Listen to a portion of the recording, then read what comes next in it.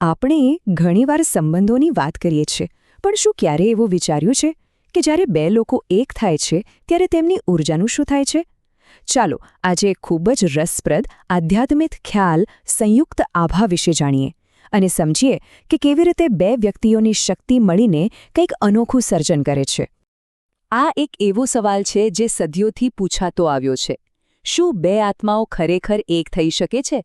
આજે આપણે આ જ ઊંડા સવાલનો જવાબ શોધવાનો પ્રયત્ન કરીશું, પણ એક આધ્યાત્મિક દૃષ્ટિકોણથી. તો ચાલો આ રહસ્ય પરથી પડદો ઉઠાવીએ. તો આને સમજવા માટે આપણે ભાગીદારીને જોવાની આપણી રીત જ બદલવી પડશે. ચાલો એક તદ્દન નવા અને ખૂબ જ શક્તિશાળી દૃષ્ટિકોણ પર નજર કરીએ. આમ જો સામાન્ય રીતે આપણે સંબંધમાં બે લોકોને બે અલગ અલગ બેટરીની જેમ જોઈએ છીએ, બરાબર ને? પણ અહીંનો નવો ખ્યાલ એ છે કે એ બે બેટરી નથી, પણ એક જ ઇલેક્ટ્રિક સર્કિટ છે, એક જ પ્રવાહ, એક જ ઊર્જા જે બંનેમાંથી વહે છે. અને આ સર્કિટવાળી વાત કેટલી સાચી છે એનો પુરાવો અહીં છે.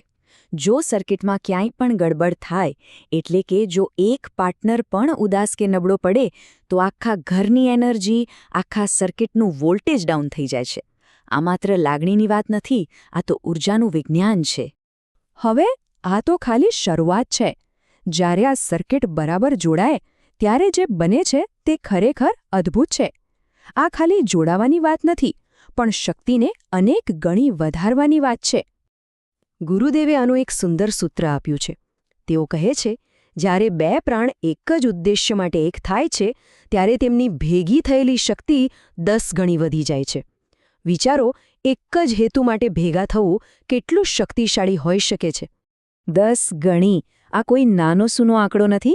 આ 1+1 = 2 જેવું ગણિત નથી. આ તો 1+1 = 10 જેવું છે. આ એક જબરદસ્ત ઉછાળો છે જે સંબંધની ઊર્જાને એક અલગ જ સ્તર પર લઈ જાય છે. તો આ જે 10 ગણી શક્તિ બને છે એને જ કહેવાય છે સંયુક્ત આભામંડળ. આ ખાલી કોઈ સુંદર નામ નથી, પણ એ એક વાસ્તવિક ઊર્જાનું ક્ષેત્ર છે. એક એવું રક્ષણાત્મક કવચ જે ઘરની આસપાસ રચાય છે.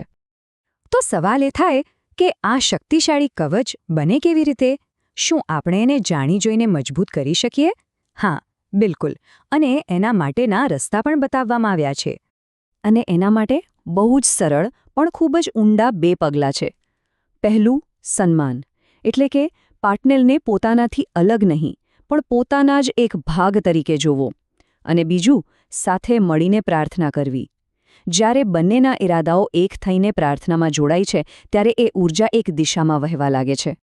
અને જ્યારે આ બધું થાય છે, ત્યારે જે સંયુક્ત આભા બને છે, એ એટલી મજબૂત હોય છે કે બહારની કોઈ નકારાત્મકતા, પછી એ કોઈની ઈર્ષ્યા હોય, ખરાબ નજર હોય કે કોઈ પણ પ્રકારની નેગેટિવ એનર્જી હોય, એ ઘરની અંદર પ્રવેશી જ નથી શકતી.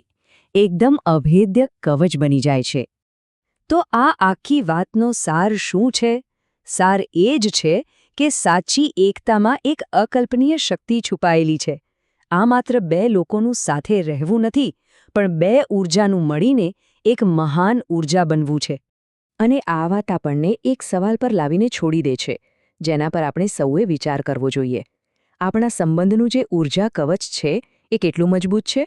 અને એને વધુ શક્તિશાળી બનાવવા માટે આપણે શું કરી શકીએ છીએ?